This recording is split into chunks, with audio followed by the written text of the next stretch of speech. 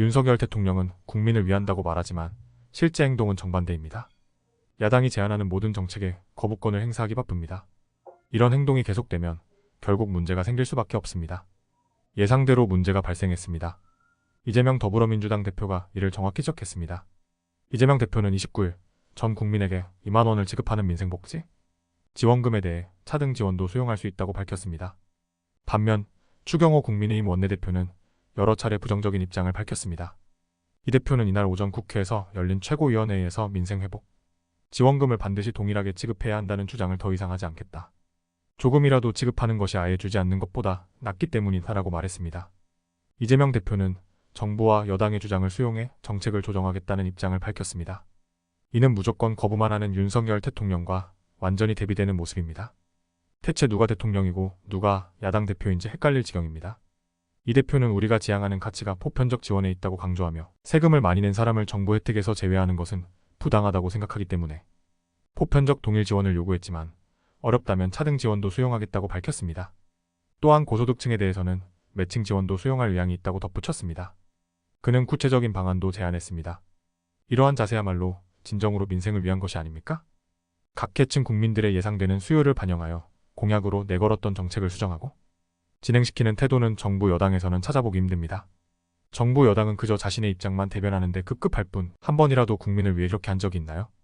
이재명 대표는 일정 소득 이하의 사람들에게는 정부가 100% 지원하되 일정 소득 이상의 사람들에게는 정부가 80% 지원하고 본인이 20%를 부담하거나 정부가 70%를 지원하고 본인이 30%를 부담하는 등의 차등 지원 방안을 제안했습니다. 그는 100% 지원이 아니라 일부는 본인이 부담하는 매칭 형태로 지원할 수도 있다고 설명했습니다. 이 대표는 정부와 여당, 그리고 대통령에게 민생과 국민의 삶을 고려해 우리가 양보할 테니 이 정책을 수용해 줄 것을 요청했습니다. 그는 경기도 살리고 민생도 보살피기 위한 이 정책의 수용을 제안하면서 구체적인 내용을 신속하게 협의하기 위해 만남을 제안했습니다. 이 대표는 최상병 특검법이 전날 국회에서 부결되자 대통령이 거부권을 남발하더라도 국민 의지에 반하여 막아내겠다고 강조했다. 민주당은 22대 국회에서 특검법을 보완하여 재발의 의사를 밝혔으며 만장일치가 아니면 결정을 내릴 수 없는 국회 체제를 비판하며 다수결의 민주주의 원리를 강조했습니다. 또한 대통령이 국회 합의 없이 처리된 법안을 거부할 것을 명시하며 대통령의 권한 남용을 비판했습니다. 그는 또한 총선 공약으로 전 국민에게 25만 원의 민생회복지원금을 추진해왔다고 밝혔습니다. 지난달 29일 윤석열 대통령과의 영수회담에서 이 대표는 민주당이 제안한 긴급 민생회복 조치를 적극적으로 검토해 주실 것을 요청했습니다. 그는 국민 전체에게 일괄 지급하는 방침에서 선회하여 개인 소득에 따른 차등 지급을 촉구했습니다. 하지만 국민의힘은 이를 현금 살포 포퓰리즘이라고 비판하며 반대했습니다. 이에 대해 여당은 윤 대통령을 방탄하며 이 대표의 차등 지급 방침을 지지했습니다. 국민의힘 원내대표는 국회 기자간담회에서 이 대표의 차등 지급 방침에 반대 의사를 밝혔다고 전했습니다. 추 대표는 오히려 민주당이 국민 정서를 무시하고 정치적 목적으로 입법을 추진하고 있다고 비판했습니다. 그는 거대 야당에게 일방 독주가 없으면 제2요구권 행사도 불가능하다고 말했으며 여야 간 충분한 협의 없이 일방적으로 강행되는 법안에 대해서는 대통령의 요구를 강력히 건의해야 한다고 주장했습니다. 특히 민주당의 일방적인 입법 독주와 제1당이 법사위원장 자리를 차지한다는 점에 대해 강조했는데 이러한 상황에서는 의회 독재를 막는 최소한의 방법조차 무너질 수 있다고 비판했습니다. 그는 끝까지 권력을 수호하는 모습만을 보여주고 있다고 지적했습니다. 또한 민주당은 22대 국회에서 압도적인 다수 의석을 이용하여 특검 국정조사, 국무위원 불신임, 탄핵 등의 극단적인 정치 수단을 두려움 없이 사용했다는 비판을 받았습니다. 그들은 신성한 입법부 권한을 민주당의 재량으로 오용하고 남용했다고 지적했습니다. 권력을 가장 강하게 수호하고 남용하는 것은 현재 윤석열 정부가 아니냐는 의문을 제기하며 22대 국회가 21대 국회의 확장판이 될 우려가 크다고 우려했습니다. 이러한 우려를 엄중히 경계해야 한다고 강조하며 법사위원장 역할은 제2당이 맡아야 한다는 입장을 강력히 주장했습니다. 이와 관련하여 논란이 다시 일어났습니다. 윤석열 대통령이 전세사기 특별법 등 4개 법안에 대해 거부권을 행사했다는 사실이 알려지면서 논란이 커졌습니다. 정부가 이러한 거부 정책을 공개적으로 펼치고 있다는 점에서 매우 노골적이라는 비판이 나왔습니다. 대변인실은 29일 윤 대통령이 이러한 4개 법안에 대한 재요구안을 의결했다고 발표했습니다.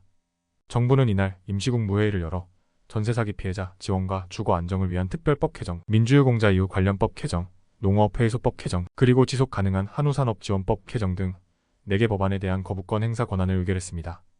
한덕수 국무총리는 임시국무회의를 주재하며 코로나19 대유행 시기에 출범한 20대 국회가 이전까지 감염병 위기를 극복하고 민생과 경제를 지원하기 위해 노력해왔으며 여러 어려움 속에서도 많은 법안을 처리했다고 말했습니다.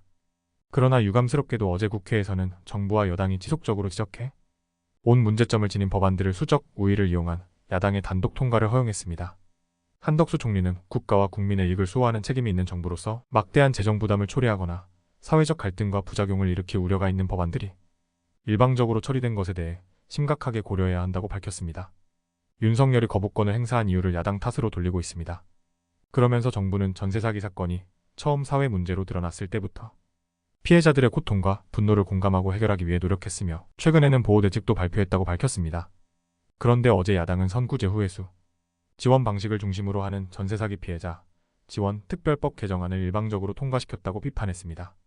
이 법안이 시행되면 임차 보증금 반환 채권 매입으로 인해 상당한 비용이 발생할 것으로 예상되며 이에 따른 회수도 불투명하여 기금 부실화가 우려된다고 우려했습니다. 결과적으로 주거복지 등 본래의 목표가 위축될 우려가 있으며 이로 인해 무주택 서민 등 국민에게 피해가 갈 수 있다고 우려했습니다.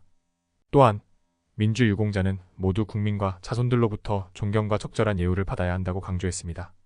그러나 민주유공자 예우에 관한 법률 제정 시 민주유공자를 선정하는 기준과 절차가 명확하지 않아 대상자 선정이 임의로 이루어질 가능성이 크다고 지적했습니다.